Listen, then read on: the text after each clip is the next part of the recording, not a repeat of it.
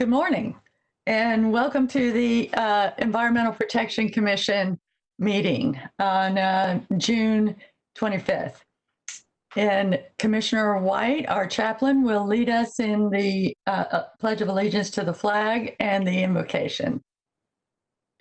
Thank you, Madam Chair. At this time, I will ask everyone, if you're able to please stand. And if you can see an image of me, I have a flag behind me. We'll begin with the Pledge of Allegiance and then have an invocation. Please join me in reciting the Pledge of Allegiance.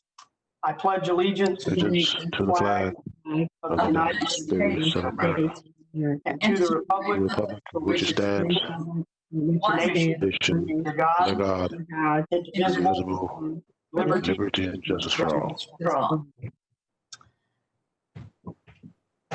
Heavenly Father, I thank you for the clean air we breathe, the clean water that we have to drink and use for other purposes. I thank you for our clean bay and for our beautiful and functional wetlands.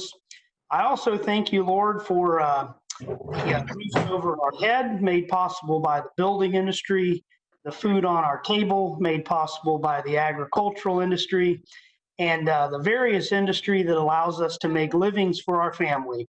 And I pray this morning, Lord, that you will guide this board, our staff and stakeholders as we make decisions that keep all of these things in the appropriate balance. As always, I pray for members of our armed forces and first responders that you will bless them, comfort them, guide them, and keep them safe each and every day. And I ask for all of these blessings in your heavenly name. Amen. Amen. Amen. Thank you, Commissioner White. So if Ms. Doherty, at this point, I would ask you if we have any changes to the agenda, any changes to the consent agenda? Excuse me, Madam Chair, could I do a roll call, please? Yes. Thank you. Smith? Here. Hagan? Here. Kemp? Here. Miller? Here. Merman? Here. Overman? Here. White? Here. Thank you. You have a quorum. Great. So now, Ms. Doherty, any changes to the agenda? Commissioner, there are no changes to the agenda. All right. Then we will move on, and we'll move on to the recognitions and proclamations, and that's you as well, Ms. Doherty. Yes, thank you, Commissioner. If James Brewer would bring up our first slide.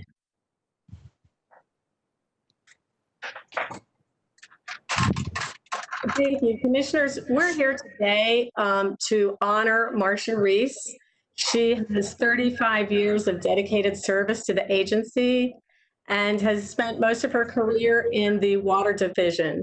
And so at this time, I'd like to recognize Sam El-Rabi, our Director of Water, to say a few words about Marsha. Good morning, Commissioners. Sam El-Rabi, EPC staff, and this is a special recognition. It is with great pleasure that we recognize and honor one of EPC's great employees, Marsha Reese, who retired after 35 years of dedicated service to our agency and the citizens of Hillsborough County. Marsha started with us at EPC back in 1985, working in various departments and divisions, but she spent most of her career with the water division as an administrative specialist. Marsha exemplifies the spirit of EPC family we always talk about. Throughout her career at EPC, Marsha has always supported our family with a smile and eagerness to serve however she could. We really enjoyed working with Marsha as a team over the last 3.5 decades. She has made such a difference with her constant optimism, enthusiasm, and willingness to assist. It is clear that Marsha's dedication to our customers has made a positive impact on our agency. So on behalf of the APC family, we wish Marsha all the best in retirement We hope she has a long and peaceful rest, spending time with loved ones and enjoying everything she wants to do with her time off. All the best to you, Marsha, on a well-deserved retirement, and thank you for 35 years of continuous hard work and outstanding service. We love you and miss you. And that is beautiful. Yeah, 35 years. that is certainly amazing dedication. And with that, I'd like to move to the next slide because for long-term employees, we honor them with an EPC Lifetime Achievement Award for appreciation for their many years of service. Marsha retired in the spring, and this features our EPC Heron that is also on our website. And the award reads, "Thank you for your dedicated service to EPC and the citizens of Hillsborough County. You are loved and we will miss you, your EPC family, June 25th, 2020. We've presented some cards and some gifts to Marsha. And unfortunately, we normally have a celebration luncheon, but with the current situation, we weren't able to do that. But my understanding is that Marsha contacted Sam and wanted Sam to read some words into the record from her. I think yesterday evening she contacted him. So Sam, will you read those words? Yes, ma'am. Last night, Marsha texted me and asked me if it is possible to read the following into the record and for the commissioners to hear. He says, "I'd like to thank Hillsborough County government for allowing me the opportunity to have a lengthy and satisfying career of 35 years. I was able to raise my family and provide for my retirement during that time. I worked with many outstanding people and was blessed to have had several kind and understanding bosses over the years. As I look back, I wouldn't change a thing. Thank you all very much." That's it. Thank you, Sam, and thank you, Marsha. We love you and we will miss you, but we'll see you again in the future, hopefully sooner than later. And with that, I didn't know if there were any comments that needed to be made. If not, I'll move on to my next slide. I see none at this time. I would just speak on behalf of the board and say 35 years is a distinguished career, and our EPC staff has always been a great family of hardworking, dedicated people, and we're glad to see Marsha move on to this next stage in her future. Thank you, Commissioner. Move on to the next commendation, a very, very special recognition today. Yes, James, if you'll go to the next slide. Our next recognition is for Terrel Sessums, and I would like to say a few words in memory of him and express how sad we were to learn that he passed away on June 6th. His visionary legislation in 1967, while serving in the Florida legislature, resulted in the establishment of the Environmental Protection Commission. It was our privilege to honor him at our 50th celebration and induct him into the Executive Director's Environmental Hall of Fame in 2017. We are grateful not only to have known him personally, but to be here today, carrying on the important legacy he began in Hillsborough County over 50 years ago. I admire him for the great leader and mentor he was to me and so many others in the community. He will be missed by EPC in our community, and our thoughts and prayers go out to his family. He is a legend. He will always be a part of us, and we will carry on his mission and vision. And that concludes my remarks. Thank you. I see a couple of commissioners have their hands raised. Commissioner Overman, you're recognized. Thank you, Chair. I'm so glad this is happening. I wanted to do this at the Florida County Commission level as well, but I wanted to share with you, Mr. Sessums was one of the first persons that I met in leadership when I moved to Hillsborough County. And his passion and leadership and courage was impressive. And when he heard that I was thinking about running for office, he requested a meeting just to kind of feel me out. And his guidance and wisdom has blessed Hillsborough County in so many different ways. And Janet, I really thank you for bringing this forward. We lost a great leader who continued to lead even in his retirement. And like I said, we've all been blessed in Hillsborough County by having such a strong, passionate leader that stepped forward and served our county and our state quite well. So I just wanted to make sure that that got said. Thank you. Thank you. Commissioner Merman, you're recognized. Thank you, Madam Chair. I have so much emotion over Terrel because he was such a mentor to me when I was elected to the legislature. He was always there for me to help on education policy, especially education. He was very, very involved with educating our kids. He cared so much about children. And that's how we got to be friends over the years. And I was just, I'm going to greatly miss him. He was a superb legislator for our state, for our county, and always represented our interests very well in Tallahassee. And he's going to be missed by many. There will be a void from his loss. It's a sad time for a lot of us. And I was very good friends with his wife who passed away. I think it was last year or the year before. So anyway, we're all, I'm glad you brought this forward today, Janet. Thank you very much. Thank you. Commissioner Kemp, you're recognized.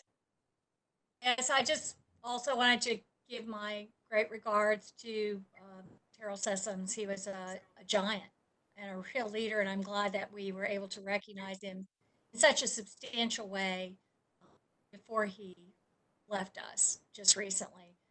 But also remembering Eva Sessums, Terrel, and also to his family members, his children, and to Mickey Castor,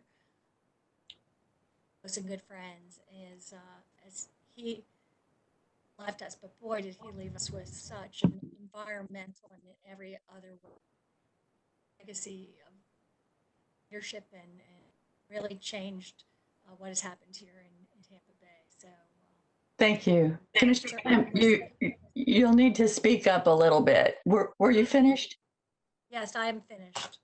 Thank you. You'll need to speak up a little bit in the next time. And I too, I see no other hands raised. If you all will take your hands down when you're done. But I too want to just express that we owe a great debt of gratitude to Terrel Sessums. He was a great leader, and certainly, as Commissioner Merman indicated, in our education system and our universities, also in several other areas. And it's really appropriate that we honor him here at EPC, as Mr. Sessums sponsored the state legislation that created EPC in 1967. And in our EPC 50th anniversary video, he kicks it off with a story of himself sailing into Tampa Bay, but being afraid to get into the water since the water was so polluted. And, anybody who was around Tampa Bay back then can remember those days. But he was motivated to do something about it and do something big in establishing this agency to protect our wetlands and our environment. And it has been very successful, as we all know, but certainly in large part due to Mr. Sessums' vision. And like Kimberly, like Commissioner Overman, I too was grateful for his support. I mean, he stayed active all throughout his retirement in nurturing, mentoring leaders, and he will be missed in the whole fabric of our leadership in Tampa Bay. So Thank you, Janet, for bringing that forward. Seeing no other hands, we can move on to the, let's see, the public comment. We'll just announce that we have no public comment today for this meeting, and ask for a motion to approve the consent agenda. So So moved. moved, Commissioner White. Commissioner White moved to adopt, and Commissioner Merman second. Let's have a roll call vote. Smith, Yes. Hagan, Yes. Kemp. Commissioner Kemp, Miller, Yes. Merman, Yes. Operman, Yes. And Commissioner Kemp did say mouth yes, but we could not hear her. okay. So Commissioner Kemp is a yes vote. And White, Yes. motion carries 7-0. Thank you. Commissioner Kemp, we're not hearing you. Yep, if somebody could help her. We did hear you when you did not have the headset on, but you just weren't very loud. Maybe you just speak up.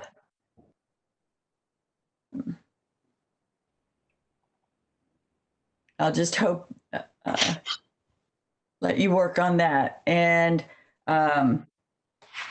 move on to our first item on the regular agenda then. And Janet, that is you, Clean Air Month. Yes, thank you, Commissioner. Every year we have the Clean Air Fair down at Poe Plaza. It happens in May during Clean Air Month. Unfortunately, again, this year that event had to be canceled, but we ended up hosting the photography contest. And so I'd like to bring Michelle Jenkins, our sustainability coordinator, forward just to talk about the winners and some of the honorable mentions. Michelle? Good morning, Commissioners. I'll share my presentation now.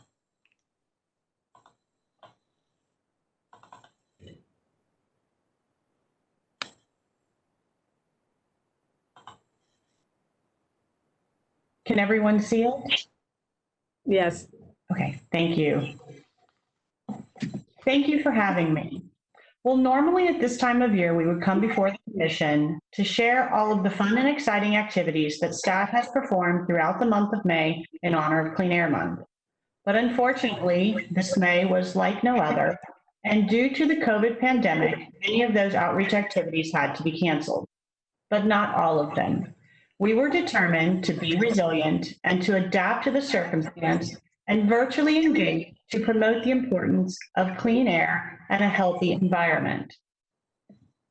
This was our 19th annual Clean Air Month, and at the start of that tradition every year is the development of a new theme.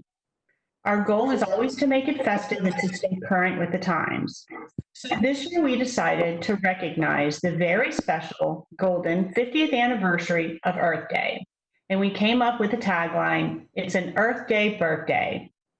And at the Clean Air Fair, we had planned to make it a party and once again celebrate the importance of a healthy environment. As you can see from past photos, every year is a celebration of its own. Over the last 18 years, the Clean Air Fair has grown into a buzzing downtown event with 1,000+ visitors attending to learn more about some of the great work that EPC, Hillsborough County, and our community partners are doing. While strolling through the plaza with over 60 exhibitors, our guests get to enjoy live music, free giveaways, and of course, a photo booth, where everyone can have a little fun, feel connected, and earphones, speakers, with some party hats or don a cape and mask as an environmental superhero. at headphones. Without question, our success is due to our partnerships.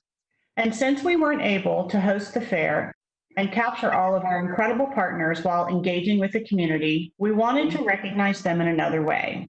So we created an electronic card and titled it Clean Air Fair 2020, Missed But Not Forgotten. And we asked our partners to sign the card, to offer a birthday wish, or to tell us why they value the environment to their organization. And we were thrilled with the responses. Here are a few of the first signatures that we received. We are creating a slideshow that we'll post on our website with all of the signatures and their logos. While the Clean Air Fair had to be canceled, one element we were very honored to be able to continue was the Clean Air Month Environmental Photo Contest, which is open to local high schools and middle school students. We traditionally showcase the contest winners and the honorable mentions in County Center lobby, the EPC lobby, and at the Clean Air Fair, as you can see in these photos. But since we weren't able to display their photos in person, we wanted to share their great work of the honorable mentions and the contest winners with you here today. In order to continue the contest this year, we adapted by converting to an all-electronic format. This allowed the students an opportunity to still participate and express their artistic vision, which provided some normalcy during a time of concern and uncertainty. And we are certainly so proud of all of their efforts. All of the winners and the honorable mentions receive a certificate of achievement from EPC.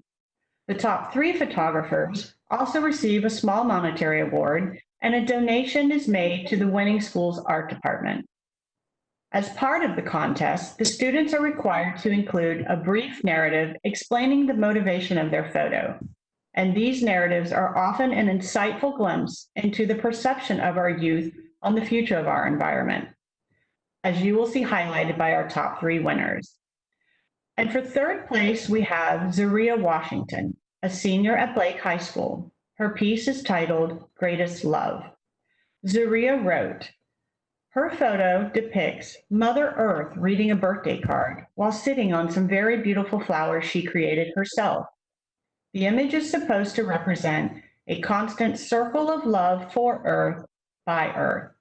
We think Zaria did a wonderful job illustrating some of the vibrant beauty created by nature. Our second place winner is Courtney Sims, a senior at Bloomingdale High School, and her piece is titled Earth Under Quarantine. Courtney combines the state of the country with our theme and compellingly writes, Earth Day's birthday is being spent indoors rather than with the world outside, as it should be. However, because of this, air pollution has gone down. Our rivers and other bodies of water are cleaning up, and our Earth is slowly recovering. So while Earth may be missing its party outside, the gift of a cleaner world is waiting as soon as the pandemic is over. And we are very excited to announce our first place winner is Jolena Jasperson, a junior at Blake High School. Her piece is titled We Grow Together, and she writes, plants play a critical role in our ecosystem and in fighting climate change. My piece features a flower growing from a globe, which symbolizes how important plants are to our environment.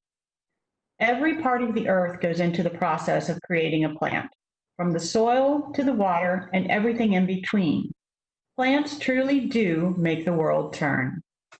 Jolena did a fabulous job combining those dynamic elements into an expressive photo that speaks volumes. And finally, I mentioned earlier about how incredibly important our partners are to us and our success. But truly, that success would not be possible without the leadership and the guidance of our division directors, our executive director, Janet Dougherty, and of this EPC commission. So from our Clean Air Month Planning Committee to you all, we say, thank you so much for all of your support, and we look forward to seeing you next year.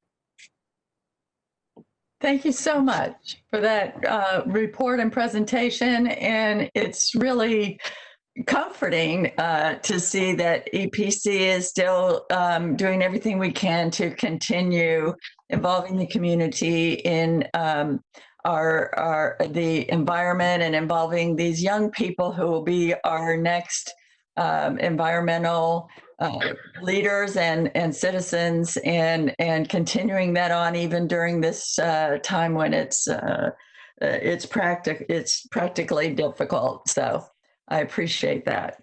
Yes, ma'am. Thank you. Our next report is environmental legislation, and that I believe is Mr. Marati. That is correct. I'm starting to share my screen.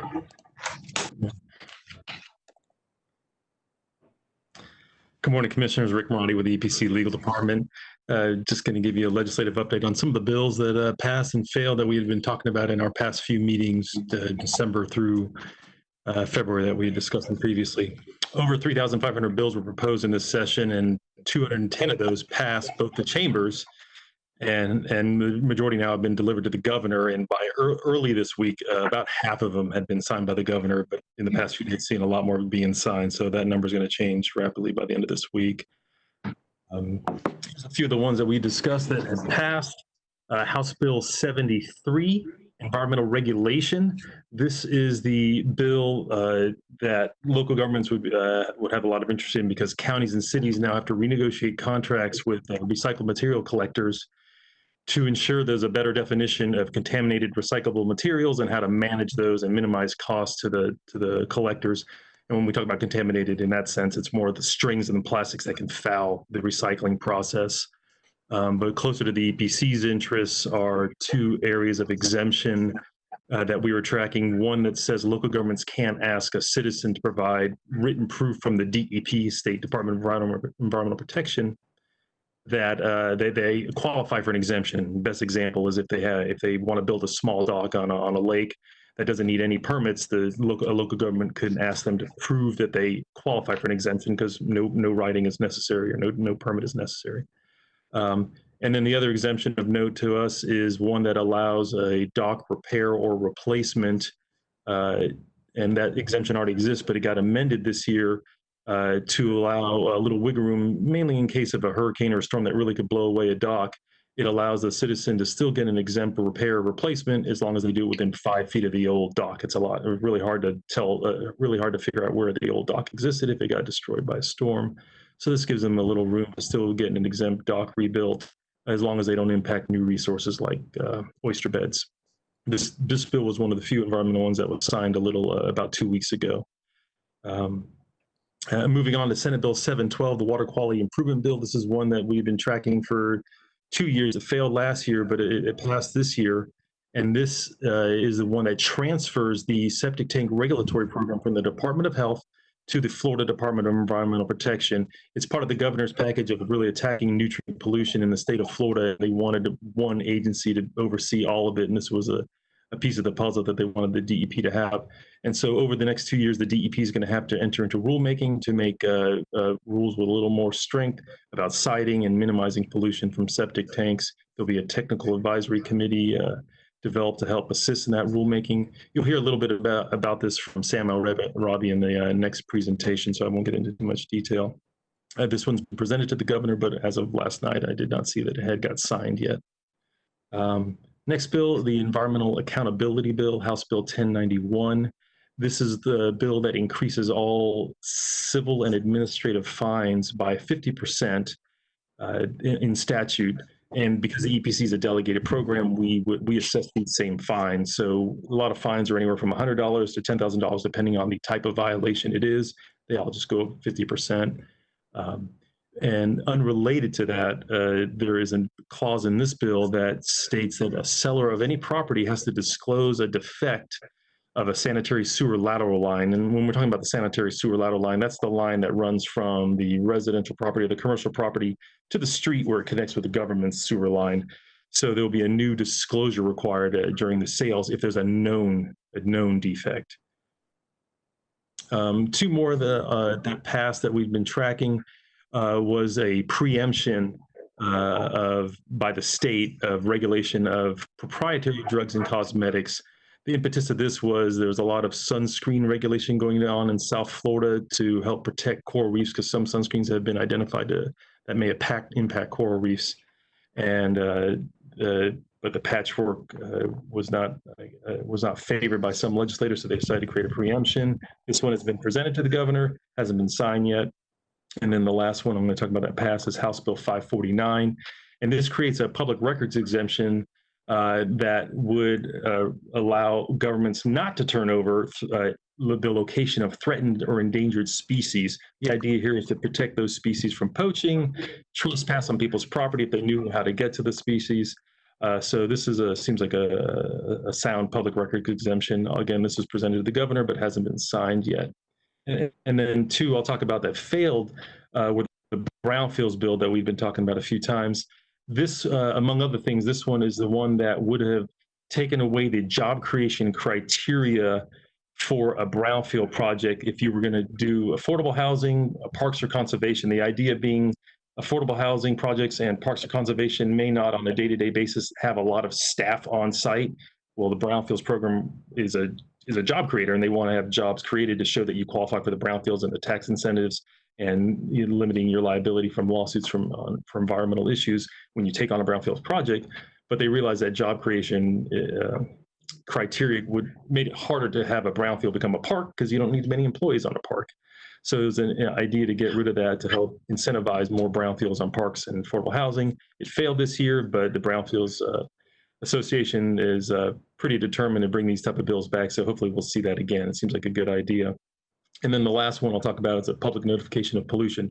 Right now, the DEP is required to notify via their website and anyone who signs up for an email system of discharges that are required to be reported by industry.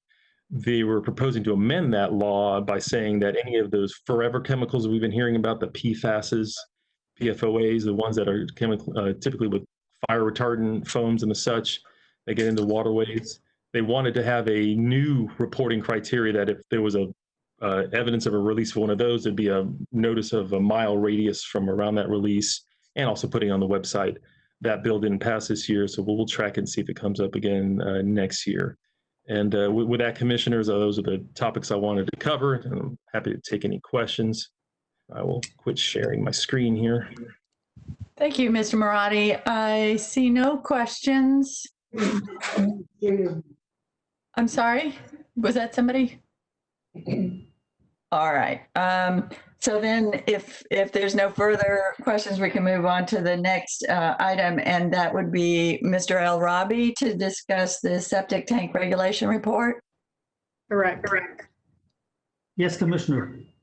I will be sharing my PowerPoint right now.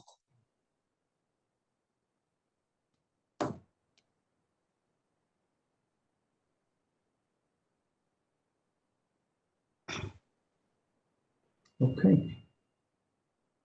Good morning, Commissioner Sam Arabi, EPC staff, and this is a presentation on the septic tank systems, which is called on-site sewage treatment and disposal system. Let me go to the next slide.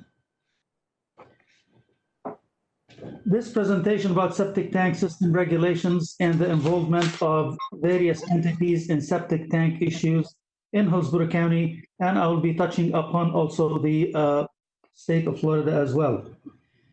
What is a septic tank? A septic system is an on-site sewage treatment and disposal system that is serving a single residence or a small commercial structure. A typical system consists of a septic tank and a drain field on the property.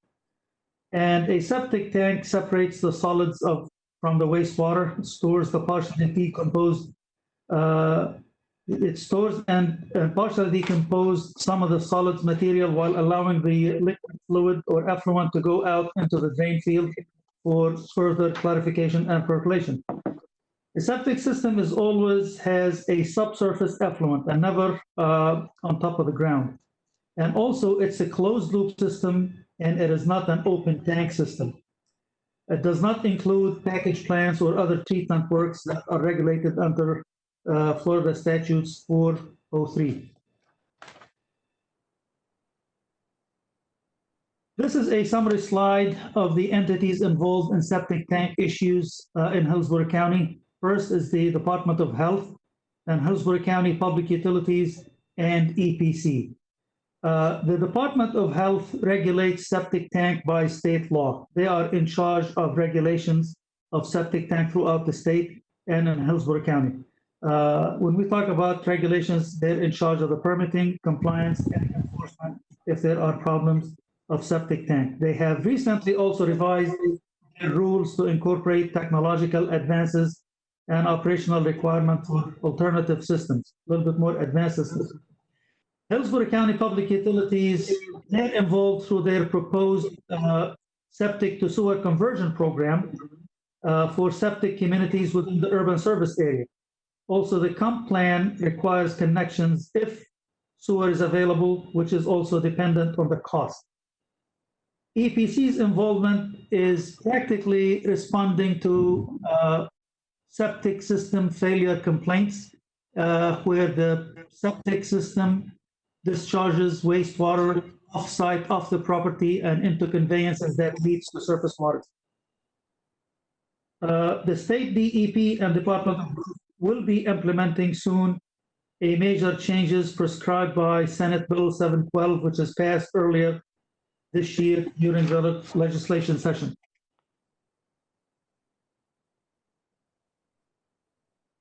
For regulations and specifically permitting, those are exclusively staying with the Department of Health. The Department of Health is responsible for the septic tank permitting under the state statute 381 and under Florida Administrative Code chapter 64E-6. And here the legislative intent is for septic tank to be only used where sewer is not available. And the authority of the health department is limited by flow. So if a domestic flow is a 10,000 gallon per day monthly average or 20,000 gallons single day or less, then the Department of Health is in charge of the permitting. And also for commercial wastewater, they're limited by the 5,000 per gallon, 5,000 gallon per day monthly average daily flow or 10,000 gallons single day. Those are the limitations that keep the program under the Department of Health. Now, if a system is to exceed these limitations, then an applicant can request of the Department of Health for a variance to stay with the Department of Health as the agency in charge of it. And then the Department of Health will coordinate with EPC and DEP for review and comments if that's okay. And neither agency will transfer jurisdiction of any system without the other agency's prior acceptance or written concurrence of the receiving agency. In Hillsborough County, currently, we do not have any permits issued for disposal of wastewater via a septic tank or drain field. Now, here is just a pictorial to show a septic tank system, the first picture, which is typically a small system serving a single residence or small establishment. It also contains small flows and does not allow for offsite discharge. The second picture is a package plant where EPC and DEP are the regulatory agencies in charge of. Those typically are for large flows. There are multiple parcels or small communities connecting to it, and it's more involved treatment. Now, once a septic tank system is permitted by the health department and in place, here comes compliance issues. Once installed, and as long as there are no failures or modification to the sewage flow, there will be no further compliance inspections or monitoring of the system. If there are issues, then the compliance response as follows. Issues of failing septic tank that do not discharge to surface waters are always under the Department of Health jurisdiction. They respond to it and they affect compliance. Issues with septic tanks discharging wastewater off-site and into surface waters, that's where EPC comes in and assists the Department of Health by taking action, compliance enforcement, and then affect compliance and returning the system into compliance. And always these complaints are coordinated with each of the agencies under the EPC and Department of Health MOU that we operate under. In the last year, EPC received 26 complaints involving septic tank discharges, 15 of which only involved allegations or confirmed surface water discharge, and we took action to rectify those situations. Now remember, nearly 1/3 of the state of Florida population is served by septic tanks. We have about 2.5 million septic systems in the state of Florida. And not all septic systems are bad systems. In fact, a lot of them are good. If sited properly, constructed properly, and well maintained, septic tank systems are a good thing. But of course, there are instances where septic tanks can underperform or even fail. These things happen when local conditions prevent proper operation. Also, if septic systems are located in the coastal, near water bodies or high groundwater table areas, or if they are in flood-prone areas, then you will have problems. And also some system where you have elevated drain field and have power outages, that could cause the pump system to fail, and thus you have problems.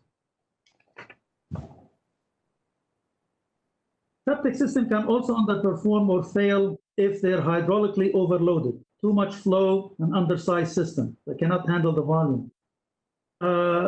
Also, failure to maintain the septic system is a big problem.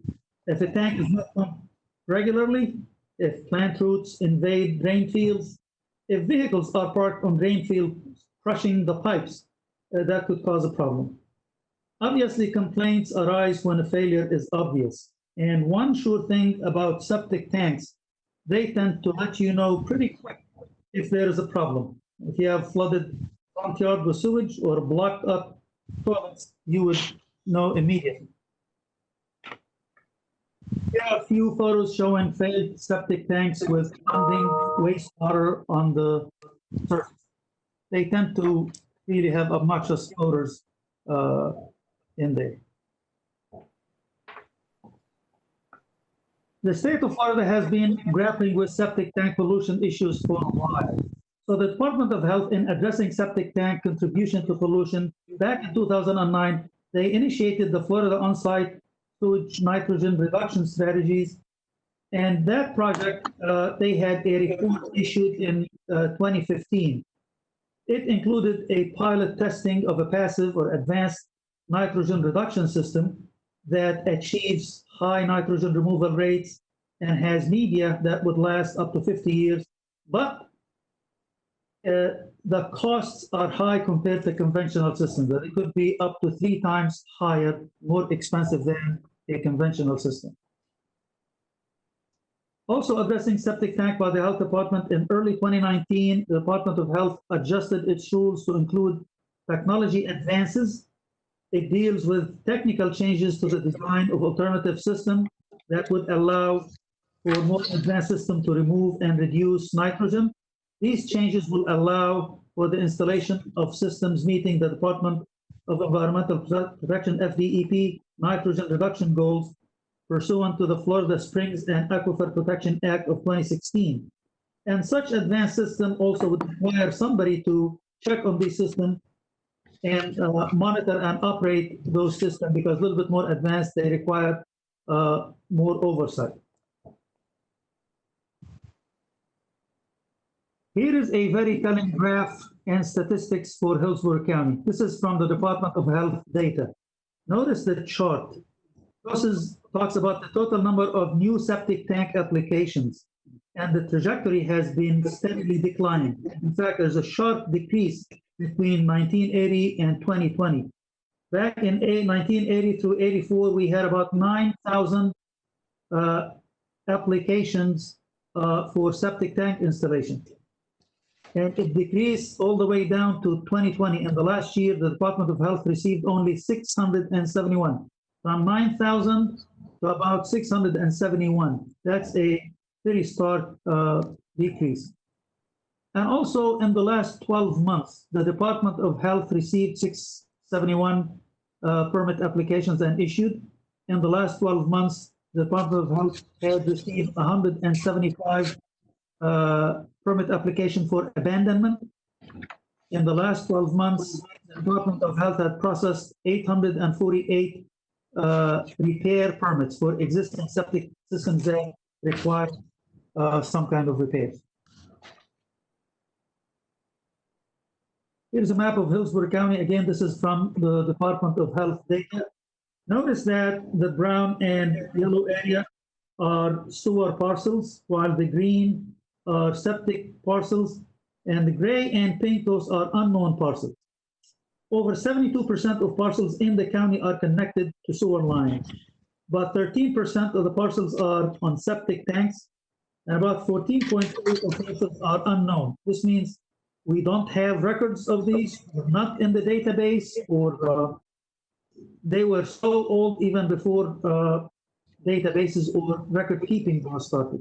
It doesn't mean they're not on anything, it's just the exact records are not available for those.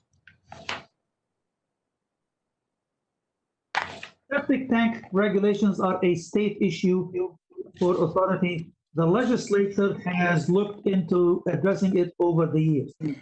And recently, in 2016, the Florida Springs and Aquifer Protection Act has passed, and it says if septic is a major contributor of priority focus area, you have more septic failings in those priority areas, which are low-lying areas, high water table areas, or around springs, then the DEP must include remediation plans in their BMAPs, Basin Action Management Plans. There also calls for the enhanced septic system for new homes of less than 1 acre, or somebody need to upgrade or connect to a sewer system if they have a failing septic tank. In 2018, the Blue-Green Algae Task Force report issued recommendations that included septic tanks and other contributors of pollution to waters. For septic tanks, this Blue-Green Algae Task Force recommendation calls for the broader oversight of septic systems, including inspection and monitoring programs to identify failing septic systems and addressing those. It also calls for the adoption of rules prohibiting new septic systems in vulnerable areas unless enhanced systems are installed, and also recommends the acceleration of cost-effective septic to sewer programs where available. Now, earlier this year in the legislature, Senate Bill 712 proposed by Senator Mayfield has passed, and it is given to the governor's office on June 16 to sign, and as of last night, we didn't see that it's signed yet. Hopefully it will be done before July 1st. This is a major step forward. It calls, this Senate bill, if approved, it calls for the transfer of septic tank system regulations and authority to DEP effective July 1st, 2021. It calls for the creation of a temporary technical task force within the DEP to work on technical issues and rulemaking. And it's temporary, it's for about 2 years until the regulations are in place. This bill requires the DEP to complete rulemaking process for revising septic system setback requirements and location of septic tank siting requirements by July 1st of 2021. And where BMAPs, Basin Management Action Plans, determine that septic contribution of pollution is at least 20% or more, then the department is required to adopt remediation plans by July 1st, 2025.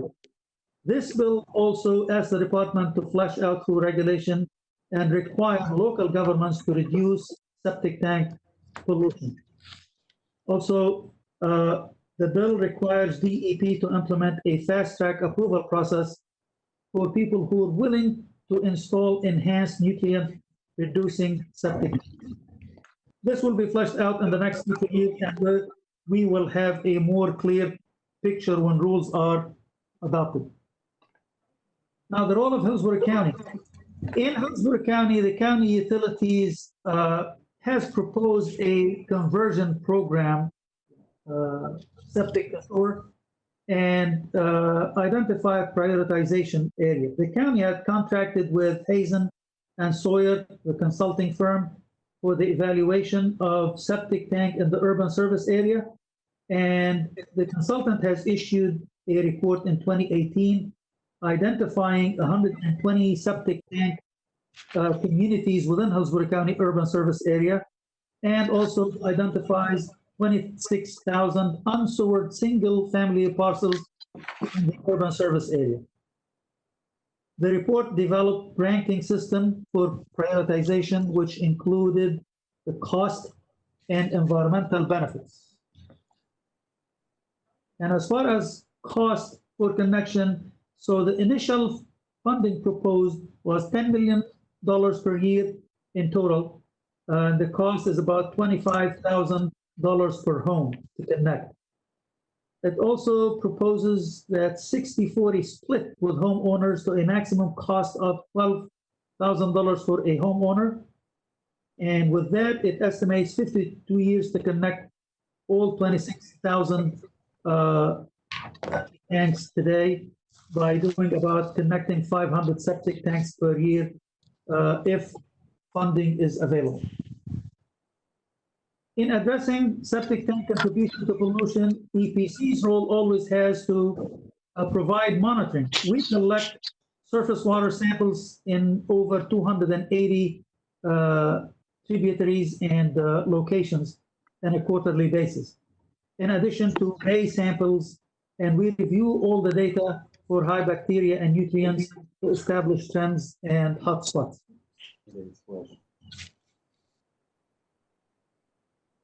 We also partner with the Department of Environmental Protection and Hillsborough County in the basin management action plans, including in-field investigation to address pollution sources.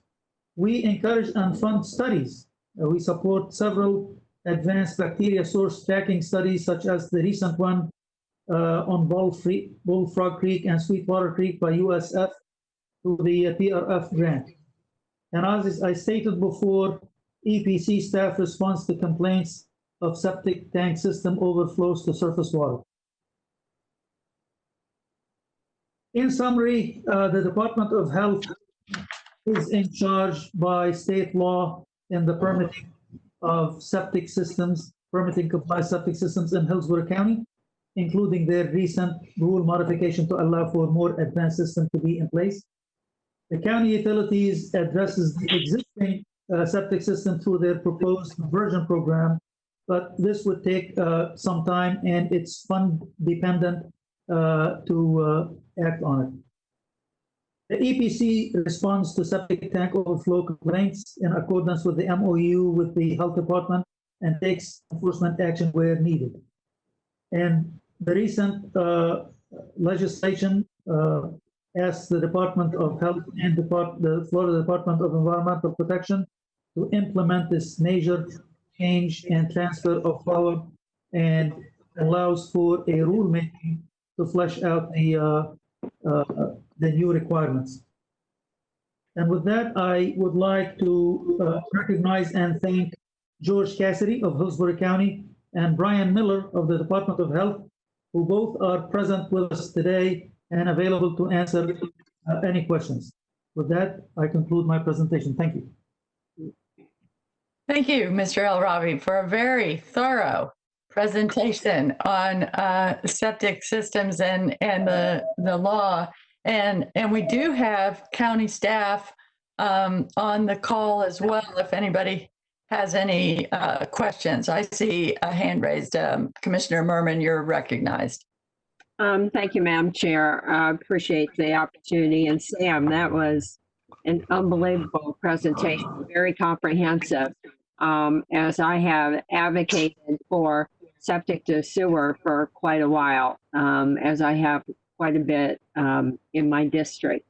I think the good thing about this, there is a good news to this, because if you look at 52 years, that's not good news. And George and I have spoken about this, that we can't afford to wait that long. because now with that new bill, I think what it does is it really gets it firmly planted in the radar of the legislature. And they know they're going to have a responsibility to help in the cleanup, help local governments with cleanup and also with conversion. And so I am happy about the bill because, well, of course, I think we would have liked to have seen, them go ahead and allocate millions of dollars to help us. But this is the first step. And knowing the process and how it works, now this is there. I think moving it to DEP was so appropriate. I mean, just going through this virus with the Department of Health, I can tell you they are overwhelmed and overloaded.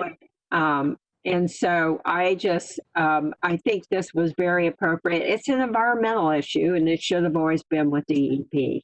So I know Commissioner Smith and I share the same concerns over septic to sewer, and we want to see it move forward a little bit faster than 52 years. But I am holding out hope now that probably will happen, and the state will help us. Thank you.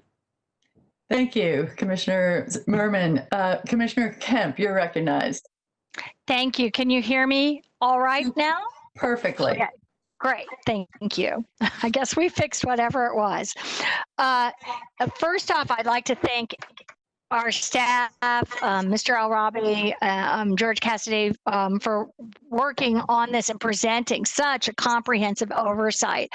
I've been asking for this for several years since I first worked, as you know, Mr. Cassidy and Mr. Al-Rabi, on getting limiting any more land application of septage in Hillsborough County. And we really shut down that very bad practice with a couple exceptions, and hopefully those will move away in the future. Really bad news for Hillsborough County when we had those, and we have very limited land application going on now. Second, I had heard, so I was a little surprised and actually pleased to hear, I know it sounds daunting, but that we have 26,000 unsewered places in the urban service area.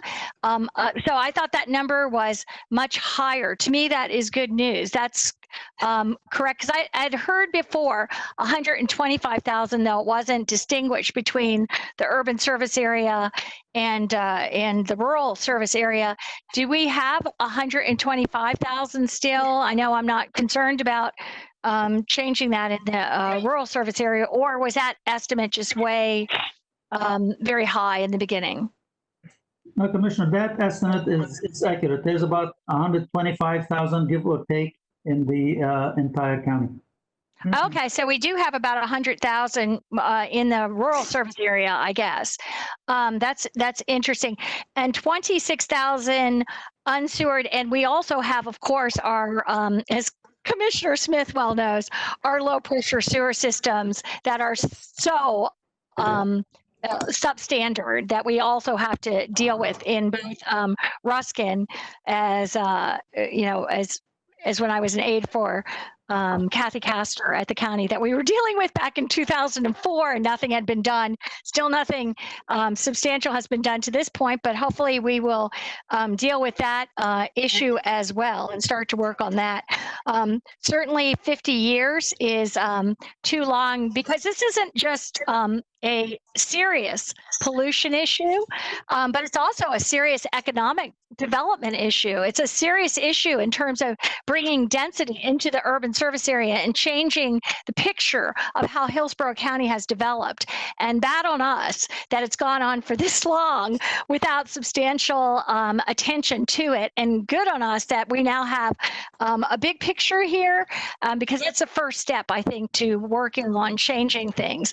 I certainly want to see, I was also very interested in seeing the 60-40 split between homeowners and the county in terms of remedying this, or public dollars. I'm not sure exactly how they'll come, but we really, I think for all reasons of creating a future in Hillsborough County that not only doesn't pollute and doesn't seriously endanger our lovely bay and waters, but also to bring about the kind of economic development and the kind of density in communities that we need. This is utterly and absolutely fundamental that we deal with our septage and our sewer and septic systems. As amazing as that is, it's really step number one. We talk about our roads, it's because we see them. We don't see this system that underpins our entire community and is so important. So I'm glad that we're starting to finally bring attention to remedying what has been a bad problem, and outlining this is really, really basic to seeing how to move. And I know, Mr. Cassidy, you had said that there's really some low-hanging fruit in terms of this, neighborhoods that would be very easy to do, maybe less than the usual cost because they're in the middle of places that are sewered. So they would be kind of low-hanging fruit in terms of opportunity of number of feet and costs to do those. Is that correct? Yes, Commissioner. There definitely are some of these communities that are probably easier to access and convert than others. If you look at the entire study that Hazen and Sawyer performed for us, we identified 120 discrete neighborhoods that were septic communities from the very beginning. And so of those are all prioritized. The top 10 or 20 are the ones that we would approach first. And we think they would be, good starting places. Great. Well, I'm very excited about moving forward on this. It's extraordinarily important for all the reasons that we talked about, and I'm really pleased to see this overview. I've been anxious to see this for quite a while. So thank you so much, and I am ready to move forward. And yes, we need to get a timeline that isn't 52 years long. We've waited too long already, so it's time for us to move forward in a better way. Thank you. And Commissioner Overman, you're recognized. Thank you, and I'll make this quick. Sam, I thank you very much for your report. It was very thorough. You mentioned in the last slide, I believe it was, or the next to last slide, that the EPC has an MOU with the Department of Health. And under the previous arrangement, that seems normal. Will you need MOU with the Florida DEP for functioning in a similar manner, or for sharing of information or responsibilities? I presume when the DEP takes over in the next couple of years, they will reach out to local governments that have environmental programs, and they will be relying heavily on them to respond to complaints and to assist in IDing and also monitoring hot areas if need be. Yes, that thing need to be renegotiated or looked at, absolutely. Okay, yeah, that's my concern. I think it would be important to recognize what that relationship looks like, and I anticipate you'll be bringing something back to us as that situation evolves. Thank you very much. That was my answer to my question. Thank you. Thank you. And I see no other hands raised. I'll just close by saying thank you very much for a very thorough report. I'm really happy to see so much enthusiasm in our staff, our water utility staff, our EPC staff, and among our commissioners for addressing this.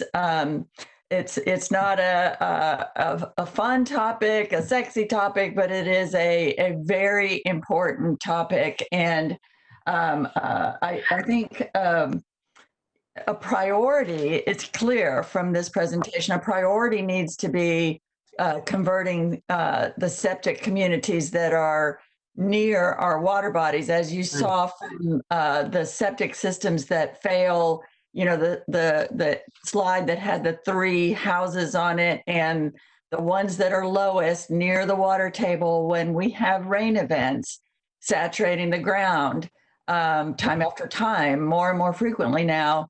Those are the septic systems that fail. And if they are like the ones in Gibsonton on Bullfrog Creek and draining into Tampa Bay, that becomes an environmental issue. If they are in Ruskin or Waimama, draining into the upper water basin or the lower water basin of the Little Manatee River, that is a environmental issue, draining toxic, bacteria-laden septic sewage into waters where children swim and people fish and people eat the fish they catch.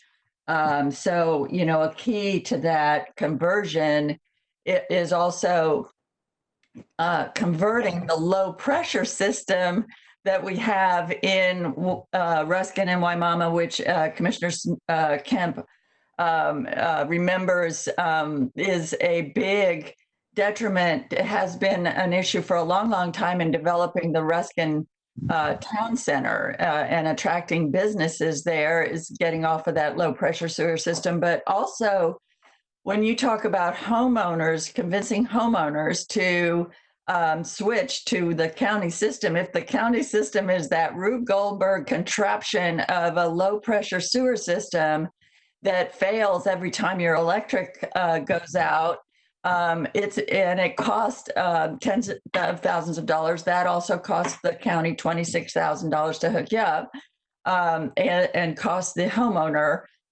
several $1,000s to hook up. Well, that's not an attractive option. So we're going to convert those people to regular, if we're going to get them off of old septic tanks, impacting our water system, we need to make the alternative attractive. And so that's a piece of that.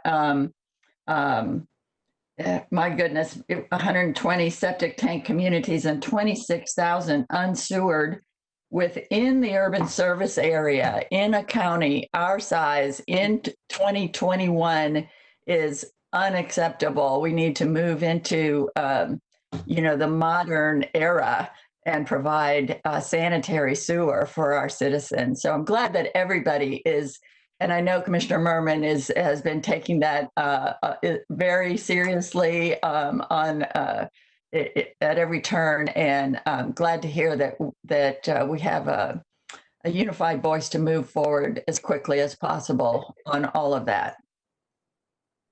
And seeing no further discussion on that, just thanks to everybody for participating on that one, and we'll move to the Executive Director's report. Ms. Doherty. Thank you, Commissioner. Our last meeting, let me make sure is my mic on? I can't see. Yes, we hear you loud and clear. Thank you, Commissioner. I couldn't see it at the moment. I had to scroll over it. If James Brewer will bring up my slides, thank you so much. We haven't met since prior to March, and so I will get through these slides as quickly as possible. The next slide, James. 2020 has been a year like no other, a year of unprecedented change. No one could have foreseen the challenges the world would face with the onset of the coronavirus outbreak and the large-scale disruptions that this caused. We sincerely appreciate the work of the Emergency Policy Group and especially your leadership, Commissioner Miller, during these difficult and troubled days. I would like to assure the commissioners that our commitment to the agency's mission, vision, and values has remained steadfast. EPC took immediate action to modify our intake and review procedures. This allowed us to maintain normal lobby hours while minimizing exposure risks and ensuring the safety of our staff and the public. Our ability to adapt so quickly ensured that there was no interruption of permitting and compliance activities. Additionally, MIS staff spent many long hours supplementing and expanding the necessary technical equipment and systems required to get all EPC staff fully functioning remotely from their homes. This was accomplished in an impressive short amount of time, and I'd like to give all of the MIS staff a shout out. As a result, field staff continued their work with minimal disruption, completing timely facility inspections, complaint investigations, and database entries. Air monitoring and data collection continued without interruption, and while our lab activities were scaled back temporarily, Full water sampling and lab analysis resumed on June 1st. I wish to thank all EPC staff for being flexible and for the outstanding work they continue to perform in the field, from home, and in our office. I appreciate your support, commissioners, which enabled EPC to keep our mission at the forefront of all we do and every decision we make. You have my guarantee that EPC will continue to face each new challenge head on, especially during these uncertain times, and that we continue to provide environmental excellence in a changing world. Next slide, please. EPC senior leadership staff held our mid-year strategic planning session last week. This is the time we set aside to evaluate EPC's progress towards meeting our agency goals and to ensure that our actions align with achieving intended outcomes. We plan to present an official strategic planning update for your review and input in January or February of next year. Next slide. During the month of May, I met with Sun Radio. This is a radio service that educates and informs the Sun City residents. And we discussed what EPC does and our role in the community, and the program will air in August. Next slide, please. Since our last commission meeting, EPC had the opportunity to participate in the Strawberry Festival Parade activities in March. This was our last outreach activity. Commissioner White's lovely daughter, Megan, was presented as the reigning Strawberry Festival Queen this year. Commissioner White, I heard that you were more nervous than Megan leading up to the announcement, and I know you and Barb are very proud of her accomplishments. Congratulations. Next slide, please. We continued our commitment to handling our sustainable, environmentally friendly items during the past parade by handing out seeds and not beads. This year, we found a supplier of native seed varieties. The seeds were well received by the crowd and the parade judges. Next slide, please. It was our pleasure for us to host a tour of EPC for USF students Sam Rechek, intern for Commissioner Merman, majoring in political science and philosophy, and Bryce Connolly, intern for Commissioner White, majoring in international studies. We wish them both well in their future endeavors. Next slide, please. Shortly after the stay-at-home order was issued in March, our annual outreach events, including EcoFest, EPC's Clean Air Fair, and wetland walks were canceled. April 22nd marked the 50th anniversary of Earth Day, and April 24th was National Arbor Day. In response, EPC launched a virtual campaign urging residents to stay green at home. The campaign sought to bring awareness to the public that we don't have to go far to help the environment. We can start in our homes and in our own neighborhoods. As you saw earlier, the 50th Earth Day birthday was to have served as our Clean Air Fair theme. We look forward to our future and hope next year we'll be able to bring the Clean Air Fair back bigger and better than ever. Next slide, please. Our wetland staff worked very hard during the entire month of May, which is American Wetlands Month, to bring the beauty of Hillsborough County's wetlands into the homes of residents. The EPC Wetland Tour series presented weekly news articles and informative daily posts highlighting the different ecosystems and details about the plants and animals found at our 4 featured county parks. I appreciate our talented staff for thinking outside of the box to make this a successful wetland month, even though the public walks were canceled. Next slide, please. We wanted to, again, give our farewell and best wishes to Administrator Mike Merrill.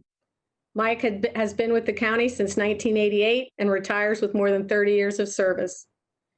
Mike has 2 dogs, Augie and Suni, a cat named Abby, and I'm not quite sure what his parrot's name is. In 2010, he took over as interim administrator of animal services.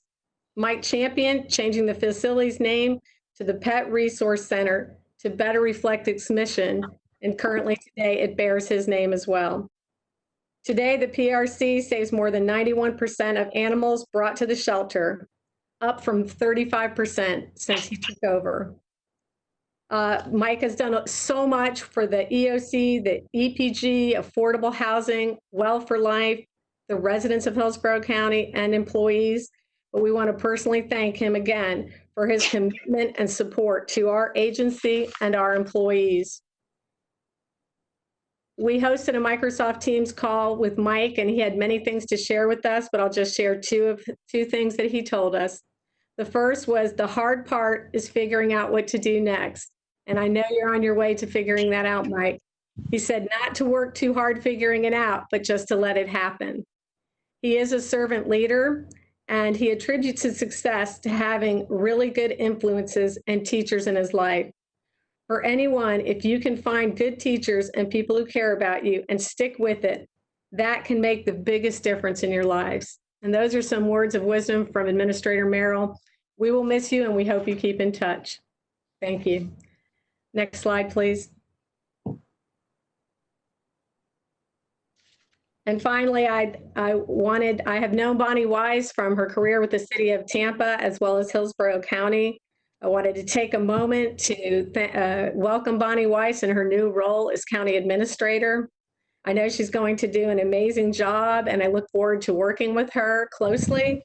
When we get through this new normal, Bonnie, I hope personally that I can learn, and maybe you can teach me Marjan, if I said that correctly, because I've always wanted to learn that. And finally, with this last slide, our next scheduled EPC meeting is Thursday, August 13th. Thank you for your time. And again, a special shout out to your communications staff for working with us to make this virtual meeting possible. Mr. Brewer, Mr. McElroy, Mr. Hogue, all of your staff, you've done a wonderful job. Thank you so much. And this concludes my report and our meeting for today. Thank you, Ms. Doherty. That's a great report. It's been a while since we've been able to meet. And so we had a lot to go through, but EPC has certainly been very busy, even grappling with COVID. The last item on our agenda, I see no discussion of the director's report. The last item on our agenda is future items, and because we've had to postpone our meetings for a little while, that we've got a little bit of a backlog of requested items, but they will be coming. I know Commissioners Kemp and Overman have requested air quality impacts of the highways and interstates, a presentation on that to be brought forward, and I'm looking forward to the presentation on McDill and their environmental areas. Ms. Doherty, anything else coming up or any comment on those items in the queue? No, Commissioner. Obviously, as we move through the summer season and into the fall, we will be doing our annual we'll be giving you our annual report. And so that usually comes in September or October as well, and briefing you on our measures and our metrics and our transparency and accountability. So with that, whatever the pleasure of the board is, if you have any topics, feel free to discuss them now. You have my cell phone. Please feel free to give me a call, and we'll run it by the chairman, and at future meetings, we'll bring them up. So thank you so much. Thank you.